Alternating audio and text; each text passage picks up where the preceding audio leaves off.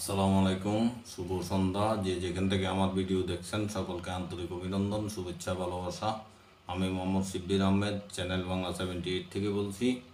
BD24 লাইভে আরেকটি news. বিপ্লবী সরকারের ডাক থেকে সরে এলেন কাফি। খবরে বলা হয়, জুলাই বিপ্লবের সমন্বয়কারী ও বিভিন্ন ইস্যু নিয়ে সোশ্যাল মিডিয়ায় কথা বলা কলাপাড়ার জনপ্রিয় কন্টেন্ট ক্রিয়েটর নজরুজ্জামান কাফি বিপ্লবী সরকারের ডাক দেওয়ার সিদ্ধান্ত থেকে সরে এলেন।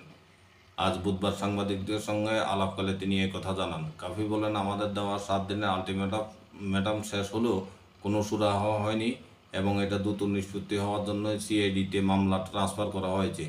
ইতিমধ্যে ইনভেস্টিগেশন করা শুরু করেছে সিআইডি, তাই আমি এই সিদ্ধান্তের বিষয়ে আরও সময় নিচ্ছি।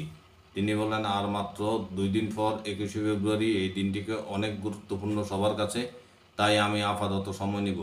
তবে আমি রোববার পটুয়াখালী ডিসি অফিসের সামনে আবারও সংবাদ সম্মেলন করে সবাইকে আপডেট দিব।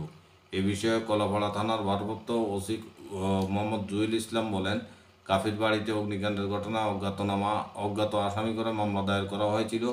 আমরা আমল নিয়ে তদন্ত শুরু করে দিয়েছিলাম।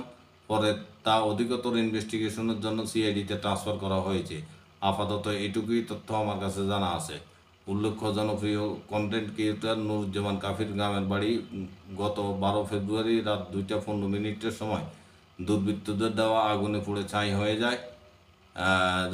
যাওয়ার পর সংবাদ সম্মেলনে এই ঘটনার জন্য দায়ীদের দ্রুত গ্রেপ্তারের দাবি জানিয়ে তিনি সরকারকে 7 দিনের আলটিমেটাম দিয়েছিলেন।